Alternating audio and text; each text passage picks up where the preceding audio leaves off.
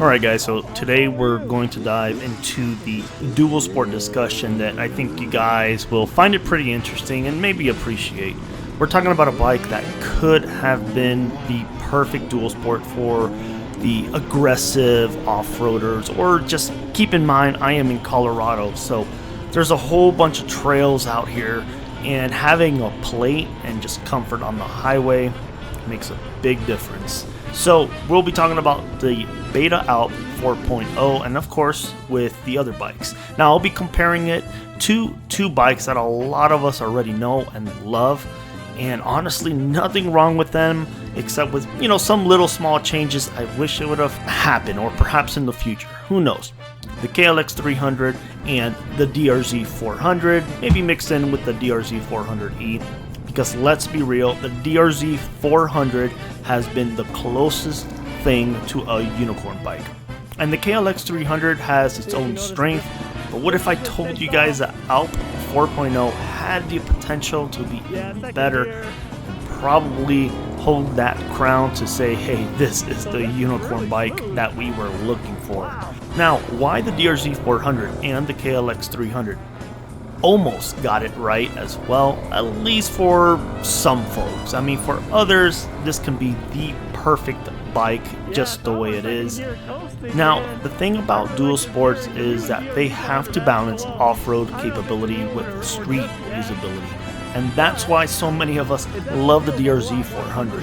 It got enough suspension travel for real off-roading, enough power to actually pass cars on the highway, but still light enough to handle some serious trails.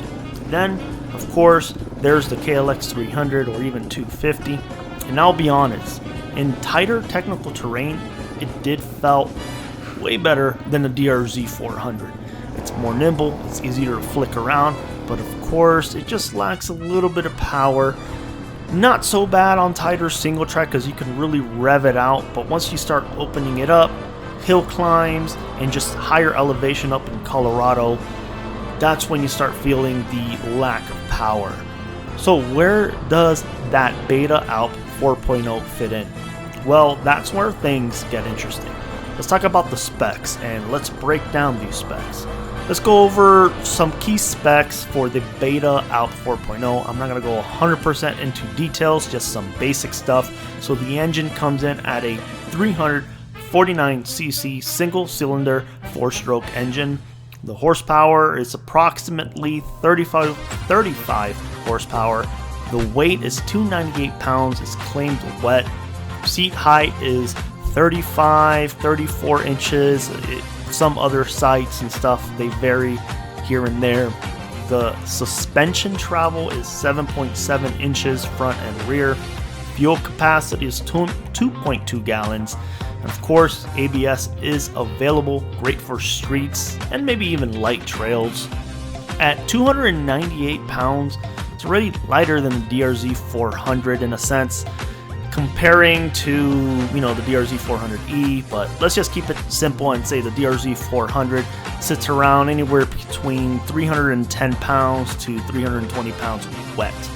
The 35 horsepower output makes it a great middle ground between the KLX 300, which is at 26 horsepower more or less, and the DRZ 400 at 39 horsepower to, I've seen some reports at 42, 43, even 48, so not 100% on the DRZ 400 horsepower, but it does offer enough power without that extra bulk.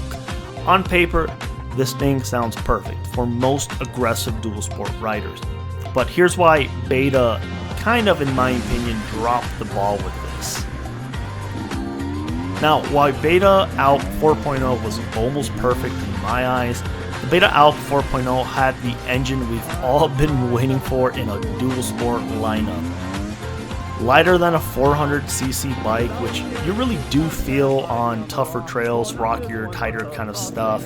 More power than a 250cc, so you don't feel that underpowered up on the roads. And ABS is a nice option to have for, folks who want extra safety on the streets, or some even use it on the trails as well. The biggest game changer for me was the low seat height. It's an extreme big I don't know, I would say it's a big difference for me just having that 34-35 inch seat height. And the last point is a big deal. When you're pushing through rock gardens, steep sand, or tough single track, being able to dab a foot down can mean the difference between staying upright or tipping over.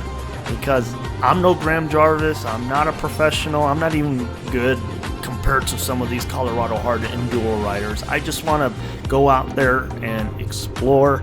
But honestly, none of that can really matter if the suspension can't, I wouldn't say keep up, but let's just say I wish they would have made some changes. Now, the biggest problem, of course, with this is the suspension. The biggest issue with the Beta Alp 4.0 is its 7.7 inches of suspension travel, front and rear. That's quite a bit way less than other bikes in its class. The DRZ 400 has 11.3, 11.6. KLX 300 has approximately 10 in the front, 9.1 inches in the rear. The WR 250R has 10.6 inches in the front and 10.6 inches in the rear. And honestly, even the WR with its, even KLX 300, with the suspension travel of 10 versus 11 or some even 12, like it felt amazing just with that 10.6 to 10 inches between the KLX 300 and the WR 250R dual sports. Now, I get it. I'm assuming they did this to cut cost, just like they did with the Beta Cross Trainer, which has similar suspension setup. Not in a sense, but in the dirt bike two-stroke enduro group. But this isn't a soft enduro bike. It's meant to be a true dual sport. And I also get that some riders prefer a more road-friendly light dual sport. And for that purpose, maybe the suspension is fine.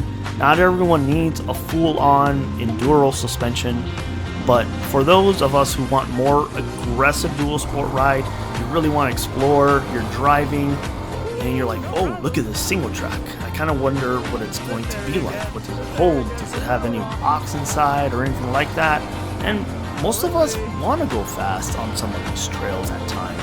But the bike, the Beta Alp, almost nailed it.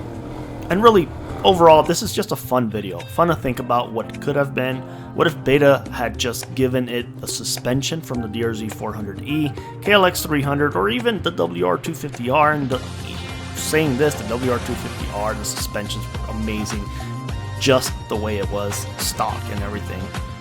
It would have turned this bike into an absolute beast for aggressive dual sport riders.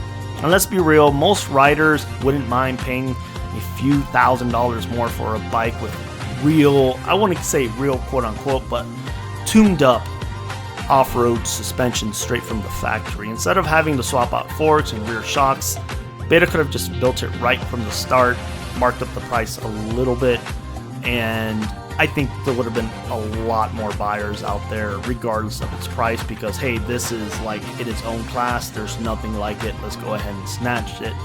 And not to mention, it is 6-speed. So what do you guys think? Could the Beta Alp 4.0 could have been the perfect dual sport if it had better suspension, or you think another bike already fits that role? Drop your comments below and hit that like button if you guys agree. And I'll be making more videos as new bikes come out.